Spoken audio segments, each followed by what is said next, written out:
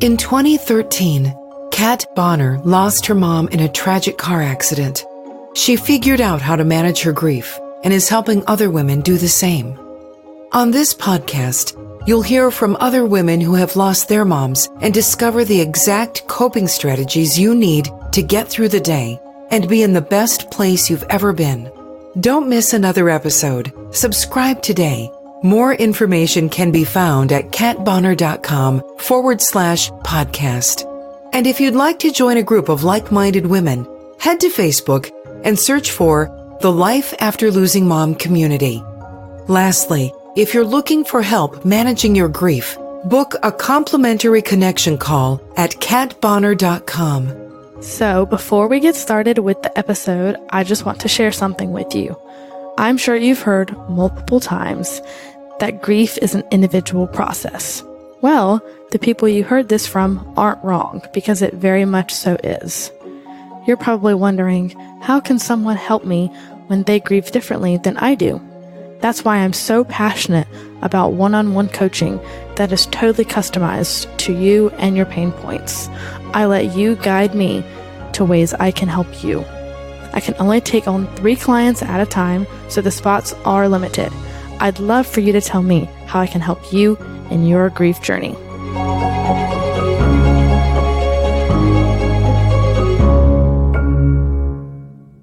I just wanted to welcome Miss Deborah to the show. Hey, great. Thank you for having me. Of course. So I just like to start off every episode with each woman sharing whatever they want to about the loss of their mom. Okay. Wow, that's a loaded question. Well, I lost my mom in 2017, which, given that it's 2019, of course, still feels like yesterday. It was the 26th of November, so it was right after Thanksgiving. And ironically, we did not have a formal Thanksgiving. And she was local. I live in Northern Virginia with my husband and my son. And she had been married to my stepdad for a long time. He passed away about a decade ago, and then she moved here from the Boston area to live locally and lived around the corner. She was single, and she was 74 and really in very good health. And we spent a lot of time together, doing, everyday kinds of stuff, sharing recipes, going shopping, having lunch, etc. And she had the flu, and she was unhappy and uncomfortable, but, nothing extreme. And I just had chatted with her one evening, very informally. She had been feeling better, she said. And then the next day, and there's a story here, but the next day, in any case, she was gone. Oh, wow. Well, yeah, it was intense. Thank you for sharing. Yeah, it's always interesting. I feel like not necessarily to compare deaths, but you look at like expected versus unexpected. Yeah. And it's really interesting when you look at, the losses that like where, the person was sick, but they got sick really fast. And it's like, by the time you realize they were sick, they were gone. So you literally couldn't, that's almost, unexpected, which is the crazy. shock is so hard, and I've been through both. And, like you said, there's no comparing death. It's so awful, no matter how you slice it. But, there's an element to the surprise factor that makes it difficult in an entirely different way, just because you have no prior processing emotionally to get you prepared at all. And, I was not prepared. And we have longevity in my family, and I assumed that she would be around to her mid to late 90s, like all the women in my family. That's crazy. I mean, it really just goes to show, and this is going to sound crazy, but how like precious your health is. And I mean, even something like the flu, I mean, you can't control the flu. But that's like not a normal sickness. Right. Well, you but wouldn't even think you needed to. I mean, exactly. Most times when you get the flu, you just like, fluids and rest and, maybe some Tylenol and, you soup and you get through it. I mean, no one would think, I need to do anything more, formal to combat it. It was just the flu. Yeah, and it's weird because I think death like really puts your life into perspective. It's like, okay, like I really need to focus on my health, yet we still don't do it. Like everybody's guilty of it.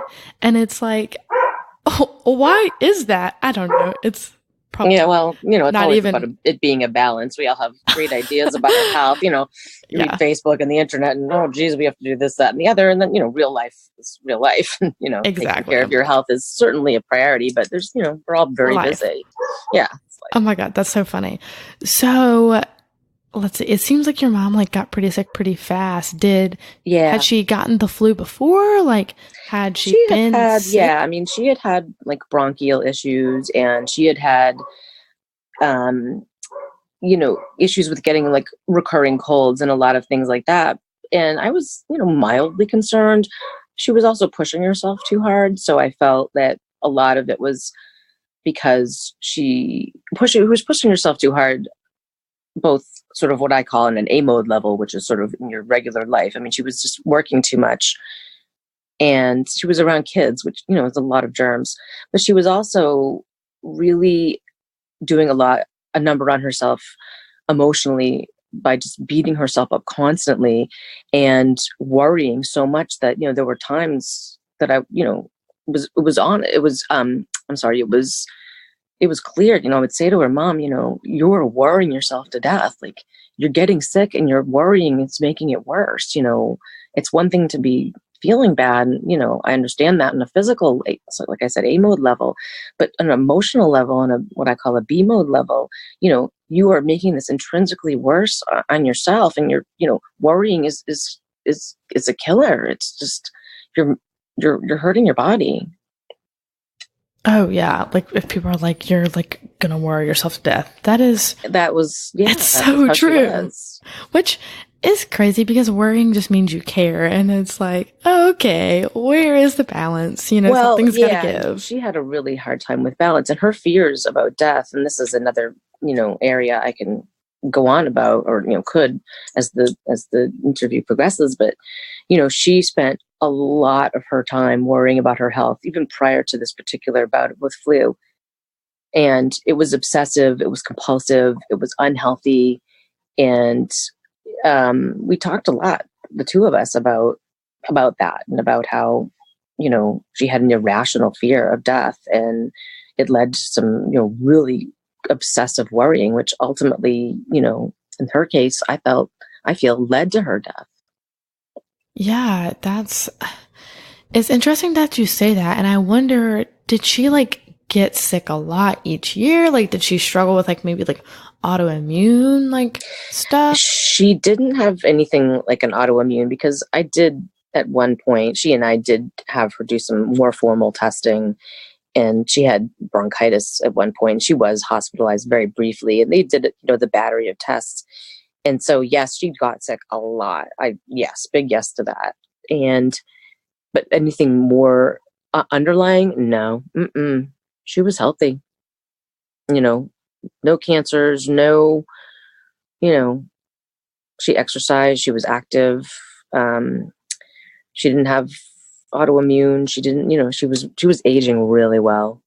I mean, it was just the flu, and like things just kind of went south. Well, I'm curious, how was like her health growing up, or her lifestyle? Like, did she, I guess try to take care of herself later, like kind of too late in life, I guess? Yeah. That makes sense. You nailed it. And I do think in her case, and in a lot of cases, it was not just not take care of herself physically, because she was actually pretty good at that. She always went to the doctor, and even though she had a lot of anxiety about it as she aged, but she always took care of herself physically, but she just could not take care of herself emotionally ever. And I didn't understand that as much, of course, when I was little, because I was too little.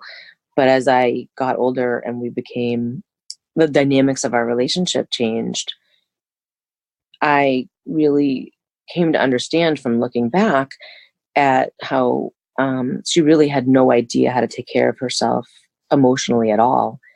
And that really led to just an across the board attitude of hers, like she was really at everyone else's mercy, including, I guess, times when she was sick. I mean, she was not empowered at all in any situation.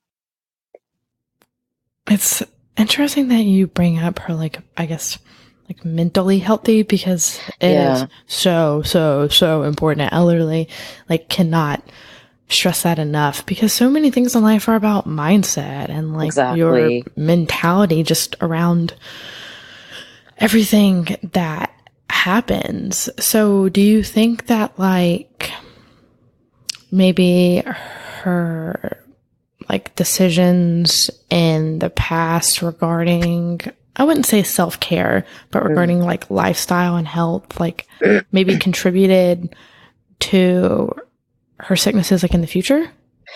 I think so, in the sense that they were emotionally bad for her.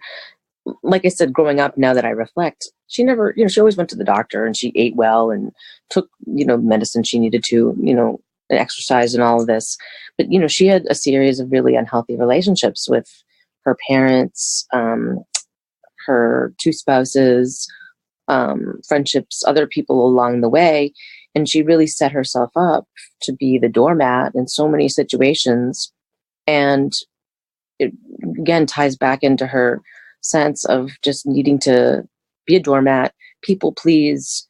She just emotionally put herself second, third, fourth, fifth in so many circumstances with jobs, like I said, with her two spouses. So she sort of set herself up in a way to not set herself up literally, because like I said, her health was pretty good. But I see that a lifetime of putting yourself second or less to everyone else's needs and wants and wishes, is debilitating. And it kind of sets you up as you age. I don't know. I think it's hard for me to put into words, because I do really see a lot of her demise as emotional, that led to her being physically just too debilitated to be able to care for herself the way she needed to. Oh my God, you literally just like answered my question. I was about to ask. Okay. Like, I was like, do you think that, her mental well-being led to her demise? And absolutely. People don't think about that. And it's like, your brain literally gets to the point where it's like, I cannot physically take care of myself anymore because I'm so burned out. Yep. And I think, I think that that's key in her situation, and probably, like you said, with others too. I really don't feel her death was because of a solely physical thing. I think her death had more to do with her mental health than her physical health. Like, she had just worked herself into such a frenzy about her fears and her doubts and her insecurities and her worries, that one moment when she wasn't feeling 100% and she had the flu, and it was, sometime past midnight, she just reached a critical mass and her body shut down. It didn't need to, though, because it was physically, she didn't need to. It was emotionally and mentally, she did herself in. I mean, yeah, you hear about, people with like dementia and Alzheimer's and things like that, and they're physically like in great health. Exactly. It's a parallel. Yeah. Brain is like, but like everything all works together. So like, exactly. It doesn't really matter if you're physically healthy. It doesn't matter if you're physically unwell and you're mentally healthy. Like, it's all a compilation of things. I'm curious, how did it make you, or how does it, continue to make you feel, knowing that like your mom put everyone else first so much that she didn't think about herself? Like, was it more of a positive or a negative, you think, for you? Well, I know from my own process of, recovery and being, in therapy in my adult life, that I was actually one of the people she didn't put first in her life. She always took good care of me in the physical sense. I had, food, clothing, shelter, et cetera, but she was really distant emotionally. And when it came to circumstances, I definitely did not come first. And so, I don't know, remind me, go back. I'm going on a tangent. Remind me, rephrase the question just one more time. Yeah. So I was just asking, like, was it like, how did it make you feel knowing that your mom put everyone else's like well-being before her own? Like, were you like, go mom, like, you're so kind to everybody else? Like, does that make sense? Yes, it totally makes sense. And I sort of, like I said, I got on a tangent, but no, It's okay. I mean, I spent a lot of my early adult life being really, really angry with her and needing to work through in a therapeutic environment, the anger. And I still have a lot of anger towards her because not so much that she didn't take care of me, because I've come to terms with it to a degree, but anger that she didn't take care of herself for the sheer sake of taking care of herself. I mean, she'd be here today if she could have taken care of herself. And I learned partially from her, and I think it's, a nature versus nurture thing. Partially just by nature, I'm more aggressive and assertive. So for me, taking care of myself is a no-brainer. I mean, that's just something I need to do. And the anger that I had and still have for her, has to do with a frustration, just watching her kowtow to everyone else's needs and desires and putting herself second. It pisses me off. And like I said, she'd still be here if she didn't do that. And, I'm not cut from that cloth. So some of it's nature, but some of it's nurture too. I guess she kind of taught me to behave like that. And I think I rebelled against it, because I do take care of myself. Yeah, I love that you like mentioned the whole like nature versus nurture thing. And I feel like too, a lot of people, especially when it comes to grief, it's like, okay, like with anything in life, there's a balance. It's okay if you want to help other people, but you come first. And if there's one thing that like I've learned in my grief or just anything in life, it's like you cannot help other people until you help yourself. And right. There's nothing like that, wrong with that. You're in the airplane metaphor and the breathing, whatever, if you're, what is and it's literally just society. The oxygen mask falls down. You're like, everyone knows, you put it on yourself before you assist someone else, because you're useless. You can't help anyone if you're not taking care of yourself first. You can't be present. You can't do anything like that. People probably think, oh, I'm going to put my oxygen mask on my kid before I help me. But I'm like, whatever, to each their own.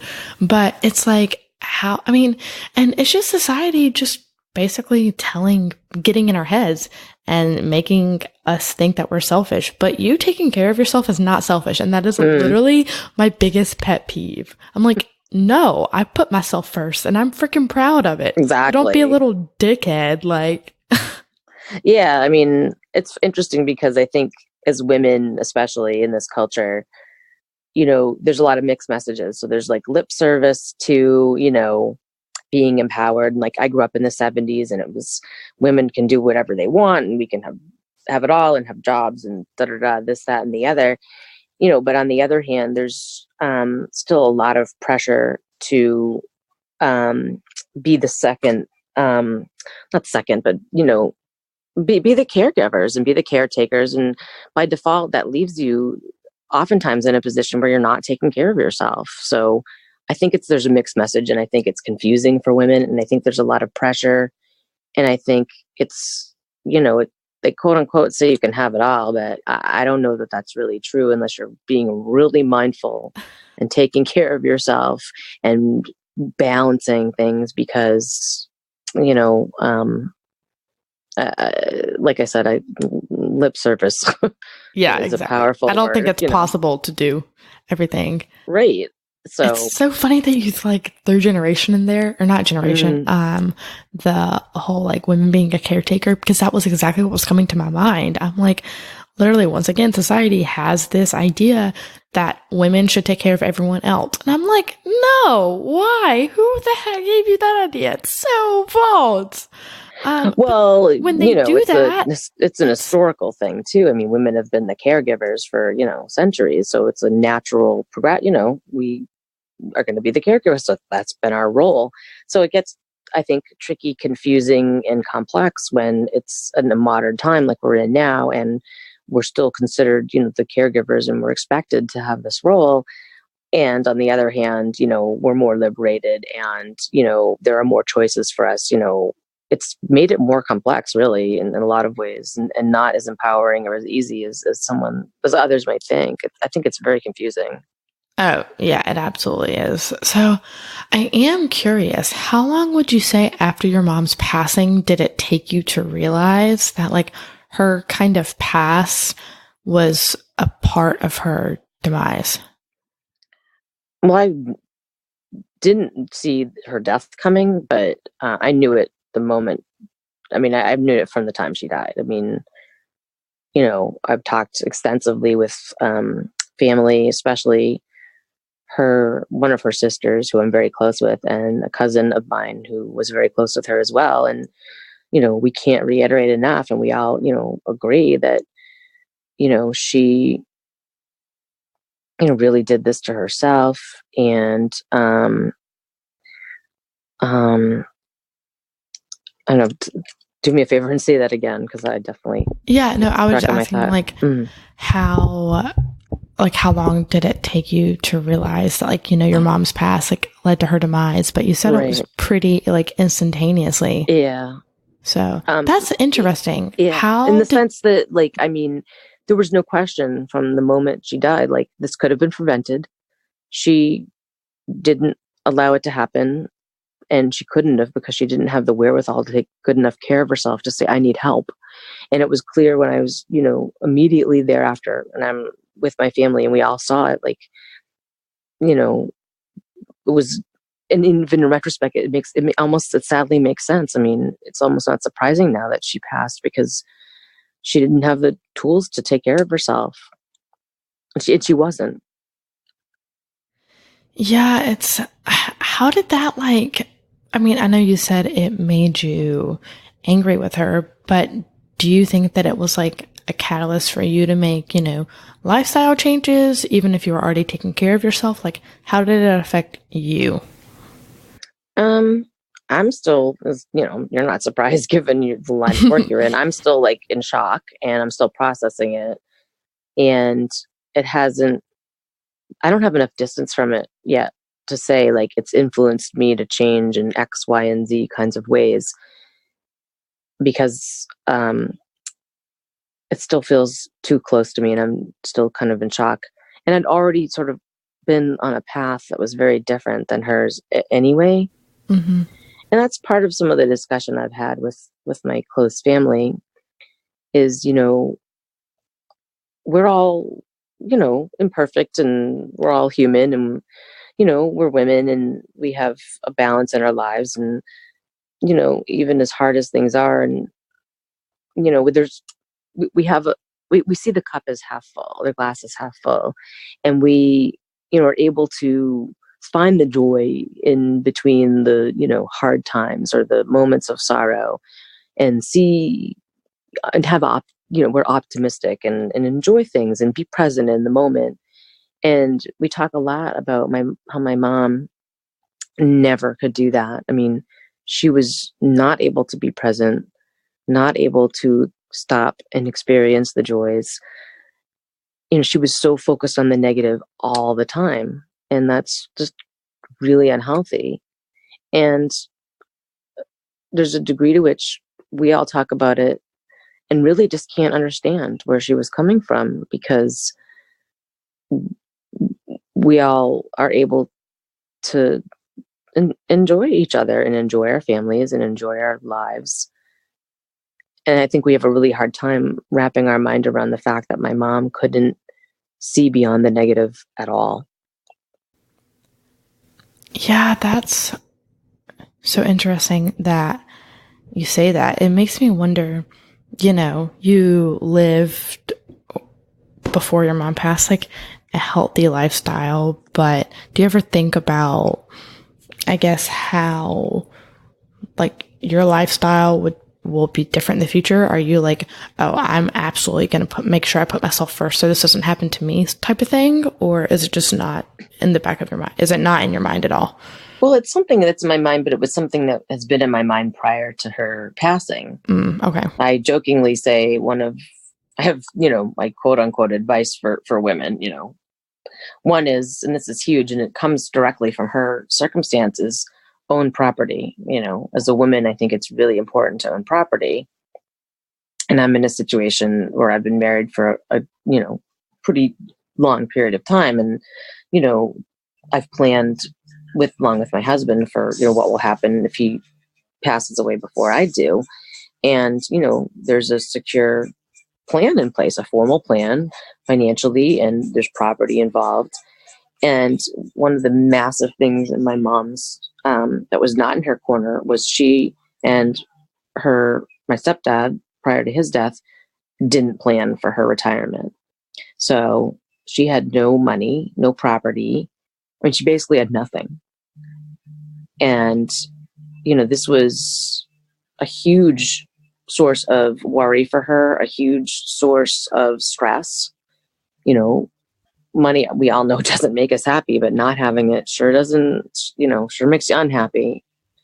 So I knew all along, as I was approaching, my middle age, that I had a vision for what my retirement and my old, later life would look like. And it's going to involve me owning property so that I have access to the funds I need to, feed myself the way I need to and go to the doctor without worrying about how much it's going to cost. And all of these things that, seem little, but aren't as you age. Oh, I love that aspect. I'm like, yes, it's so important because that's just a part of taking care of yourself, making sure that you set yourself up for success or for survival. Hell, I mean, yeah, exactly. That's a little bit more important. It's heartbreaking to me. And I had said to her prior to my stepdad passing away, Mom, please urge him, buy a condo, stop renting, please. They had sold a home they owned. And she said, well, he doesn't want to do it. And, I said, well, why don't you push him? And she said, well, I've tried, but, I don't want to upset him. And, this is a prime example of her sort of kowtowing and taking second fiddle. And, at one point I had urged her, I said, what, just leave him. Don't leave him permanently, but maybe just send him a message, pack your bags and come down and stay with me for a month. Show him that you mean business because, I don't want you to end up without property and some kind of way to retire and live, a healthy, lifestyle. And she just didn't have the self-esteem to be able to do that. And then, lo and behold, he passed away, my stepdad, and she had, a very small amount of Social Security to live on. And this is part of what was happening for her when she had moved down here after he died, was she was overworked at her job solely because she needed the money. So I think I witnessed her health deteriorate to a point because she had no choice at age 74, but to be working, and the actual work was starting to become debilitating to her physically. And if she had planned and had been able to set her needs and, be demanding about what she needed for her retirement and for her aging process, she might not have had to work. And this scenario could have been entirely different. Bless her heart. Yeah, it's so funny that you mentioned that. I'm like, I don't want to work at 74. Hell, but people don't think about that. And I mean, even if, your mom had someone like you to tell her that, they have to tell themselves that. It doesn't. Yeah, and I told her beat it with a dead horse, a decade, and she wouldn't listen. And guess what happened? She had no money. She worked herself to a frenzy, and she worried herself to a frenzy, and she died. And that could have been prevented. Becomes a domino effect. Exactly. The little things in life add up. It's so true. And I didn't see it coming per se. I didn't know she would die, but I mean, I saw prior to her even moving from here to where I live from the Boston area where I grew up, do this, this, and this, or else you're going to be in trouble in a decade, lady. And she was, it's so big funny. Time. I don't even notice your Boston accent. Just a little side note. Thank you. Yay. Well, so I'm curious, how does it how have you coped with like knowing your mom's decisions ultimately led to this situation that you're in your life? I think, I don't know. Well, coping is probably not the right word because I'm sort of set up in a situation in my current life where a lot of the pieces are really solidly in place. Mm-hmm. And other than, just plunging in to the grief and dealing with the sadness and the tragedy of it all and the anger I feel, that's sort of just a daily roller coaster. I haven't needed to do anything sort of large on my part to come to terms with her passing. There was certainly like dealing with her estate, which is, a word I use. Oh my God. Yeah. She had no money, so she had no estate. But we had bought her a condo, and she had another issue she had was she looked to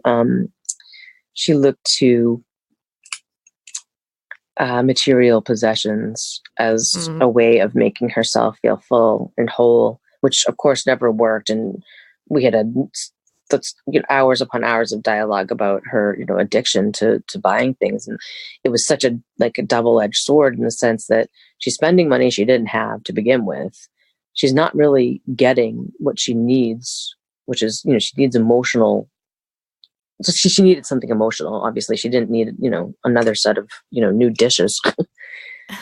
But I go down that road because, prior to her death, we had, this condominium to clean out, my husband and I, that was, she had more stuff in that condominium, which was 800 square feet than I have in my entire, 3,000 foot square house.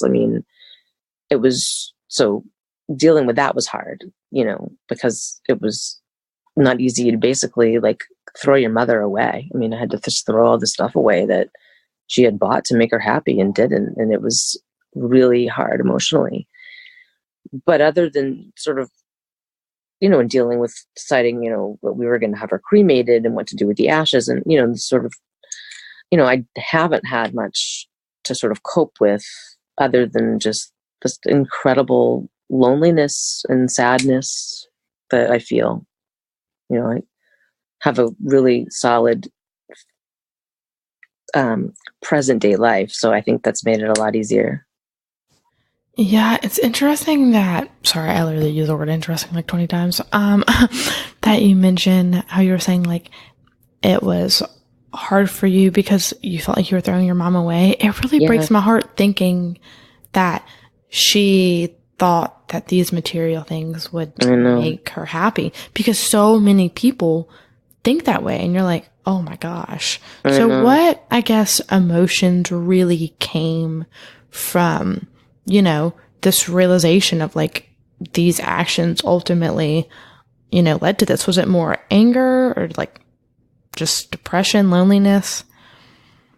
Oh, you mean on her part that drove her? No, how did you feel, I guess, about this situation?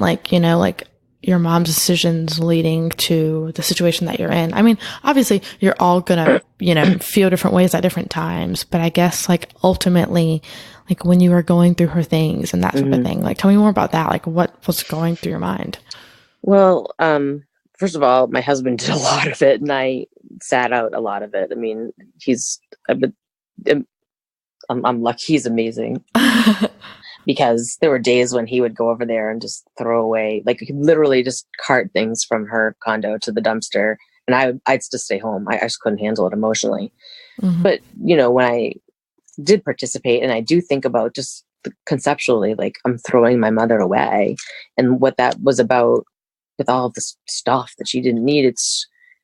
I feel right now, I feel more than anything, I feel sad. It's a tragedy. This woman was very isolated and lonely her whole life. She tried to fill herself with things and it didn't work. And no one was really, really able to break through, not even me, her brick wall and get through to that person underneath who was really needy and really hurting and really wanted to connect, to the point where she would just kept buying things and buying things and buying things. And, it's really sad. And this is something I talk about with my extended family too. I mean, the big conclusion, the big piece is, this is a tragedy. This is a really sad. This is a woman who was basically isolated and extremely lonely her whole life, and sad. And, the kind of sad you feel about a tragic event is probably the most pervasive emotion. It's heart-wrenching. And what a waste of a life. Yeah, but I mean, she had you, so it's like you probably think that, but I hope that she didn't. She did. And everybody says that because, I'm an only, and that is another dynamic as part of this scenario. I mean, when you're an only child and you lose a mom who's been a single parent for your entire life, there's a certain sense of loneliness and isolation that I feel that no one could touch, because we had a world that we lived in together for my whole life, that was just the two of us, and her not being alive and part of that world anymore, and that world doesn't exist, is super lonely. I don't have a sibling I can turn to and say, gosh, remember when mom blah, or gosh, I feel so strange and sad without mom here to see blah. And certainly I have a loving husband and a loving family, but there's a degree to which I feel very alone as an only who lost her mom. Yeah, I could see that. It's not like, yeah. It's like when you grow up, it was like literally, like I say it was me and my mom, but no, like it was literally you and your mom. Literally. I mean, parents divorced when I was 18 months old. So it was, we had a whole family life, just the two of us. And without her, I feel lost still a lot of the time. I mean, I've said, to lots of people that, losing her is like losing a limb. And I think probably a lot of women feel that way when they lose their moms. Oh, yeah. What limb would you say? The fact that I don't have this world. I mean, this one, I just don't have anyone who really was in the trenches with me, in that relationship, in that world. So in a way, it's, like I said, it's lonely. I miss her. I miss our way of life. It's, for the past 50 years, I've lived, with her as a mom and just this two of us. Yeah. I'm curious. I love that you were like losing a mom was like losing a limb. I've heard that, but I've never said it. So what limb would you compare it to? I would compare it to an arm, because you use your arms to reach and think for things and hold them. And I think about you use your legs to walk and to hold you up. And I never really used my relationship with my mom to walk or hold me up, because I've done that on my own. I've been very independent and strong-willed and determined. But I think about your arms and how we as humans use them, like I said, to reach out and hold things and contain things and shelter things and touch and make a connection. And I feel that a lot more strongly with regard to my mom. And so in that sense, not having her feels like I'm missing one of these implements that I use to make a connection, to hold a hand, to put your arm around someone, to contain, to, all those things you associate with, your arm as opposed to your leg or your eye or your ear or your toes or your fingers or whatever. Arms are just comforting, right? Yeah, they hug you, they hold, they yeah. And so I feel, like I'm really missing an arm. Oh my God, I love this analogy. And I totally did not think of this until you asked me this question just now. Like, I had not put it into words, but it's like it's really powerful. Good, I'm glad. Well, I love it. Like, people don't think about it. And then you have somebody ask you a question, or like you start talking and you're like, oh my God, what is coming out of my mouth right now? Like, what is going through my brain? Yeah, like this is really, it's a light bulb for me, and I'm probably going to write more about it or do a piece of art around it, because it's really powerful. I mean, yeah, it's an arm, and it's what arms do. And I miss her in that sense, in, you know, a very real way. And you almost use your arms for art, which is another interesting aspect behind that. And like a side note, I love that you like do the art stuff though, because were you like into that before your mom passed? Oh yeah. And, you know, this is great because it comes full circle, and this is a, you know, a positive, like, she is the one, you know, when I was a young girl, about 10 or 11, she was the one who signed me up for extracurricular art classes outside of, you know, whatever you receive in public school. And, you know, I went to this art class, and I, you know, started to learn how to paint. And, you know, the person who was the teacher at the time, this is, you know, back when I was little, said, you know, your daughter has talent, and you should, you know, continue to pursue outside art classes, you know, for her. And so, you know, I kind of jokingly look back and think, well, did this guy really just want my mom's money? Saying, you know, she's really talented. But, you know, I have to, you know, think he really saw something in me. And so, to my mom's credit, she was the one who started my formal art career. And so what started as art lessons when I was 10 or 11 turned into a focus in high school, and then a portfolio, and going to art school, which led to working as an independent artist and leading workshops, teaching art, being a working artist, having open studio, selling art. I mean, it's my career. So really, my mom is just to thank for she's the one who laid the groundwork for that. That is so cool. It's interesting that I think emotions too are a lot about creativity. Creativity is a really good healer, I think. And yeah. Especially, I was talking to somebody else on another episode earlier, and I was like, you know, everybody has this idea in life that like the only way to express your emotions are to like write about them and talk about them. And when you look at like your catalyst for healing, like you could literally use your art as a healing tool and sometimes not even know it. Oh, absolutely. Which and is I think insane. I've been doing art therapy in my studio for the past 30 years. Oh my God. No That's doubt about so that. cool. Yeah. I mean, I knew that, but you know, and I'm an abstract artist on the whole. So I have to say, you know, I jokingly have always say, well, I like to scribble. So I think I've been scribbling through my emotions for the past 30 years. Well, it works because grief is a very abstract thing. Yep. And that's, you know, it's so palatable. I mean, I go in the studio and I can feel the emotions, you know, and I'm scribbling, and I'm, you know, it's all full of energy, and I'm, you know, and it's colorful, and it's intense, and it's powerful, and it's a lot of kinetic energy, and it's, you know, it's all about a healing. Yeah. Absolutely. So if there was a woman who had lost her mom and she came to you and she was like, hey, I struggle with like, you know, my mom's past leading up to her demise, what like would you say to her? Or what advice? Say I get it. Like what advice would you have for her, I guess?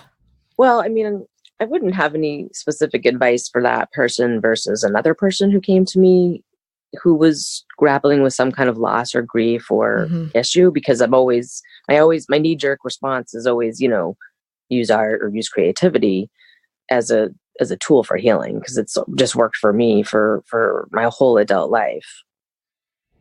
But I really think that it would work for a lot of people, even though, like, not just art, but just the creativeness behind it. Like, yeah. That's interesting. I mean, but it's important to be confident in knowing, like, what works for you, because you never know when it's going to work for somebody else. Right. And I think that's the important part. Well, and that's, in the sense that, you know, a lot of people will say, well, I can't do art, and you have formal training, so you can do, you know, and then whenever I do teach or lead workshops or do anything, you know, I try to remind people that, you know, everyone's creative, and creativity doesn't mean that you can paint something that looks perfect, or, you know, this isn't about perfection. This isn't about art critic. This is about the practice of making art and in the moment, so that you can be creative and some kind of contextualize your emotions. It's not about a finished product. Not at all. And it's so funny, like, oh, you can't do art. Like, yes, you can. It doesn't, like, you're doing it right now. if I had a dime for every, haha, for every time, I can't draw a straight line with a ruler. I'm like, well, neither can I. This is about creativity. You think this is what art is? Yeah.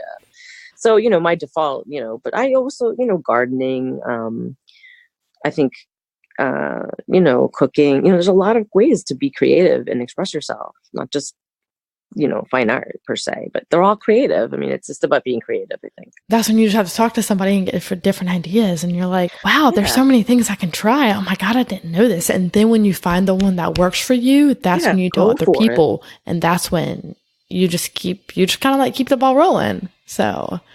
Yeah. That's what I've done with, painting and art. But, if I got that from cooking, I'd just be cooking new creative and crazy meals all the time, whatever works, So funny. Well, is there a place that the listeners can find your art? Do you like advertise it anywhere? Well, I have a website, that's a cute name. It's www.thedebweb.com. Oh, that's cute. Yeah. So that's a place where I have posted there are a lot. There's a lot of people. And then I have my Facebook page, which I think you'll have a link to. And, that's where I'm sort of present, where I tell folks about workshops, or I, post artwork, or, I post pictures of my kid, whatever, my kid. Gotcha. Is it on it's like your personal profile, right? Yeah, it's a page, and it used to be a formal art page, but I sort of, started posting about all the fun stuff about. It's important for people to get to know you in that regard. Anyway. Well, exactly. Like, it's one thing to show your art and have it be sort of kind of stiff and formal, but when people get to know what's behind it, like, my mom died and my kid did this, or went on vacation, or this happened. It makes you, yeah. So yeah, absolutely, I'm findable in that sense, and certainly always open to talking to anybody who would ever want to, who feels the same or has gone through anything like I've gone through, just lots of, warm vibes and hugs and love. And, this is hard. It makes the world go round, for sure. Yep. Well, thank you so much for being on the show and sharing your story. I really appreciate you being here. It was my pleasure. Thank you, because I think that it's really good for people, especially women, to hear other women's stories about the grief and the loss, especially with a mom. It's really intimate, intense, difficult to navigate relationships. So thank you so much for giving me the opportunity. Hey friend, I hope you enjoyed this episode. Before you go, I have 4 favors to ask you. First, I wanted to let you know that I host a group for women where we share our day-to-day stories, challenges, and victories. If you want to come along for the ride, head to Facebook and search for the Life After Losing Mom community. Second, if you don't mind leaving me a review and telling me how I've helped you in your grief journey, I would greatly appreciate it. Third, head to katbonner.com/podcast to access previous episodes and subscribe for episodes in the future. Finally, head to katbonner.com to schedule a complimentary connection call with me. I'd love to know more about your grief journey. Always remember that despite losing our mothers, we have flourishing futures.